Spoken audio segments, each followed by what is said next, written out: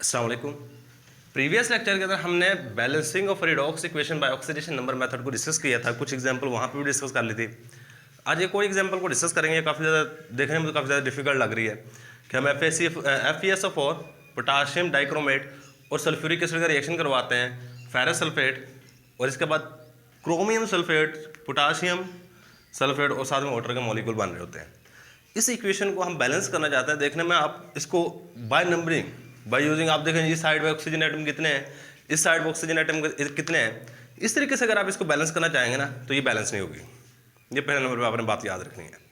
तो आपको ये वाली इक्वेशन बैलेंस करने के लिए कौन सा मेथड इस्तेमाल करना है? Oxidation number method.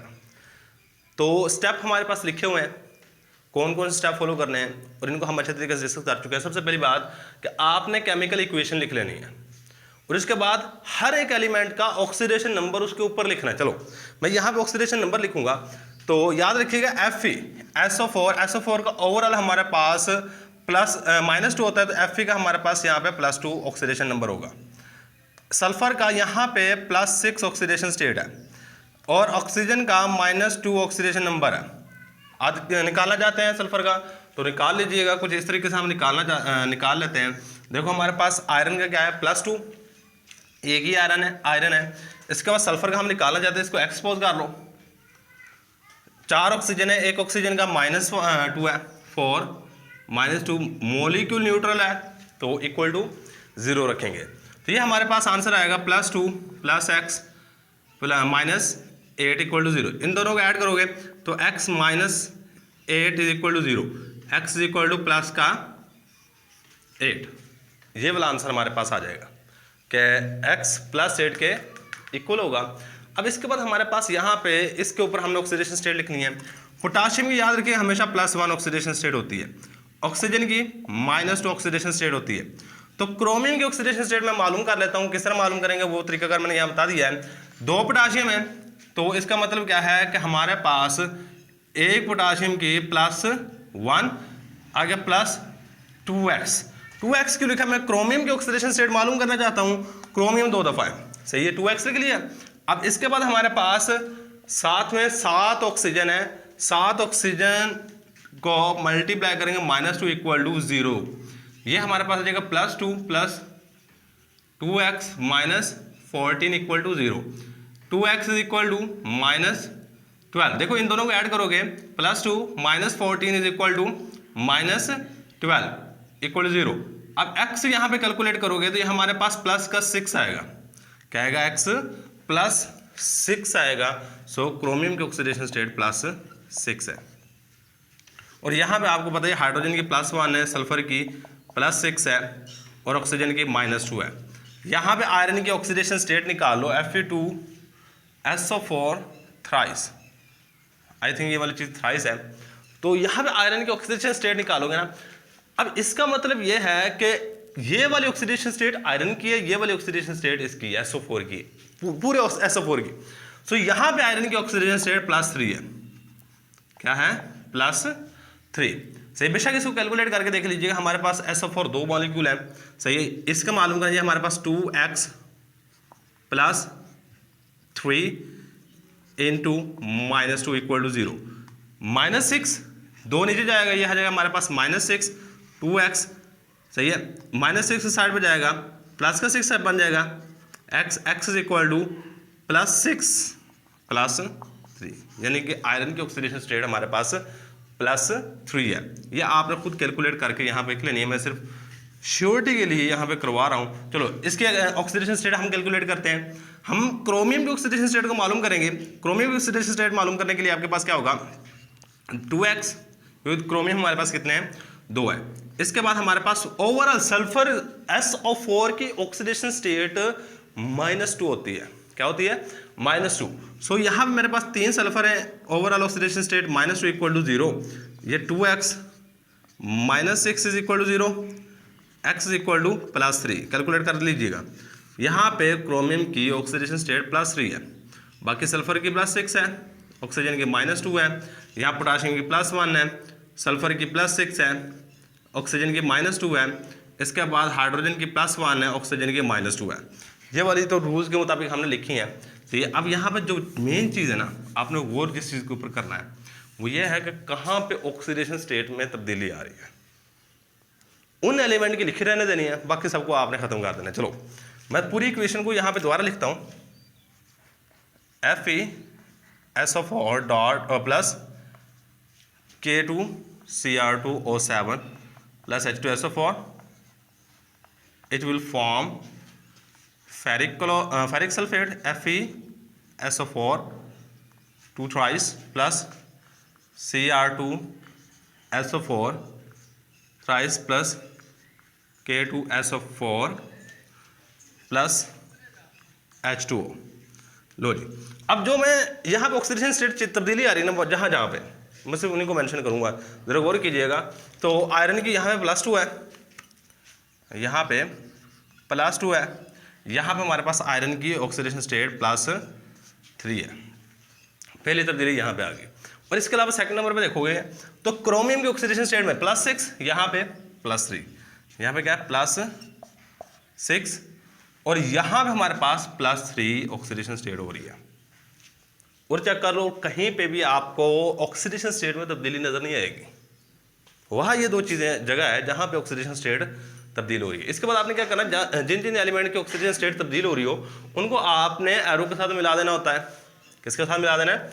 एरो के साथ। चलो मैंने इसको इसके साथ मिलाया बाय यूजिंग एरो, इसको इसके साथ मिला दिया एरो का इस्तेमाल करते हुए। अब आपने करना क्या है कि इनमें से देखो +2 से ये चीज जा रही है +3 में, +2 से +3 में जा रही है। जरा गौर कीजिएगा, हम यहाँ पे क्या करेंगे, +2 से चीज लेके जानी है +3 में। यहाँ पे कौन सी चीज ऐड करूँ कि +3 बन जाए? -1 ऐड करूँ, -1 ऐड करूंगा।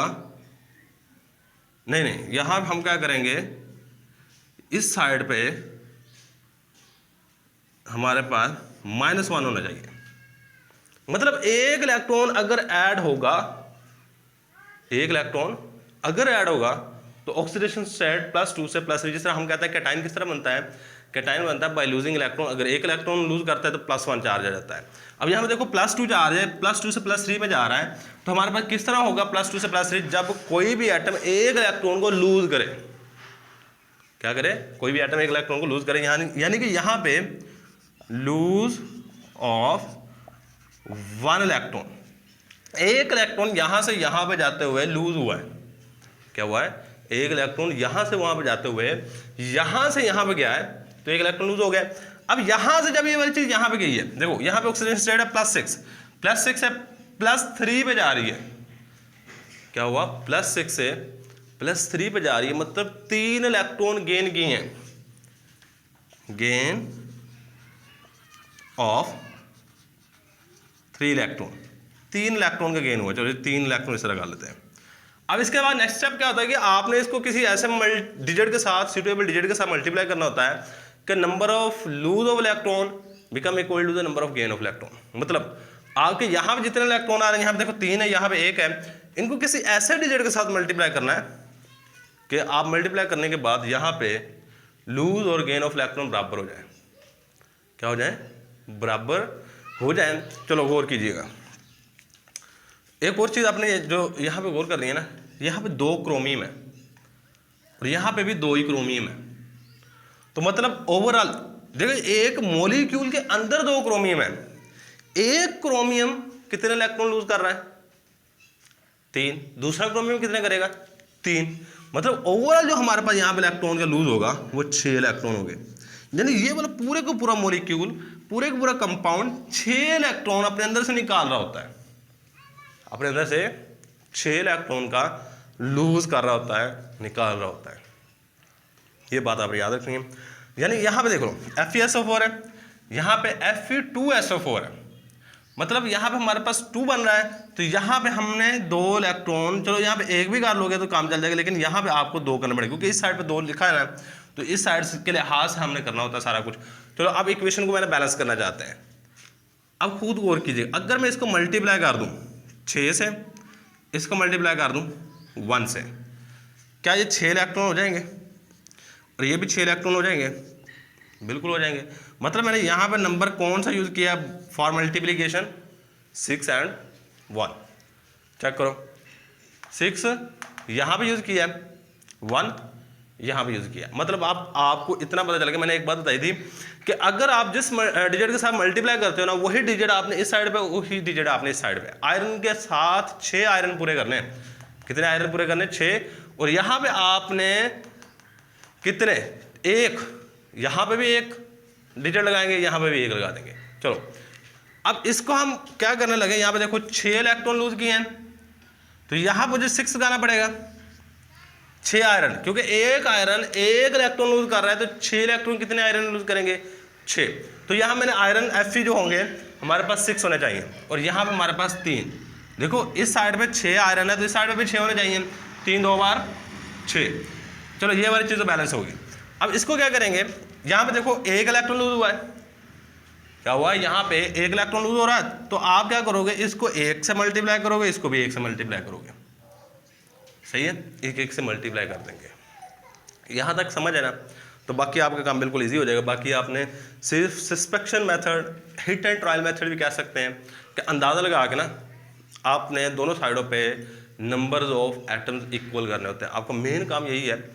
इसके बाद बाकी सारा अंदाजे का काम है। चलो हम अंदाज़ा लगा के इसको इक्वल करते हैं। ज़रा गौर कीजिएगा, हमारे पास 6 FeSO4 प्लस K2 Cr2 और 7 plus H2SO4 is changed into 3 Fe2SO4 thrice plus Cr2SO4 thrice plus K2SO4 and then a water molecule। Equation को बैलेंस करने लगा हूं। अब चेक करो, 6 सल्फेट ये, 1 सल्फेट ये। सही है। यहाँ पोटाशियम, आप ऐसा करो पोटाशियम को बैलेंस करो। यहाँ पे कितने पोटाशियम है? 2। इस साइड पे कितने पोटाशियम है? 2। मतलब पोटाशियम हमारे पास बैलेंस है। अब इसके बाद हमारे पास नेक्स्ट 6 सल्फेट ये, 1 सल्फेट ये, कितने हैं? 7। इस साइड पे चेक करो, 3 बार 9 सल्फेट, मिसाल लिख रहे हो, 9 सल्फेट ये हो गए, 3 सल्फेट ये, कितने हमारे पास? 3 और 1 सल्फेट ये, कितने हो गए? जरा गौर करो, 9 10 11 12 और 1 13 सल्फेट इस साइड में पूरे कर रहे हैं। तो हमारे पास 6 ये, 6 के साथ में यहाँ पे 7 लगाऊँ ना, 13 हो जाएंगे। चेक करो, अगर मैं 7 लगाता हूँ ना, इस साइड में भी 13 सल्फेट हो गए। ये वाली चीज़ SO4 और ये वाली चीज़ SO4, दोनों साइडों पर कैलकुलेट करके देख लो कि सल्फेट हमारे पास इक्वल हो गए हैं। और बाकी चीज़ें कौन सी बचती हैं? वाटर के मॉलिक्यूल को बैलेंस करना है, तो वाटर के मॉलिक्यूल यहाँ से गौर कर लो, कितने हाइड्रोजन है? 14। तो यहाँ पे कितने हाइड्रोजन बनेंगे? 14। लो जी, ये काम है सिंपल सा। सही है।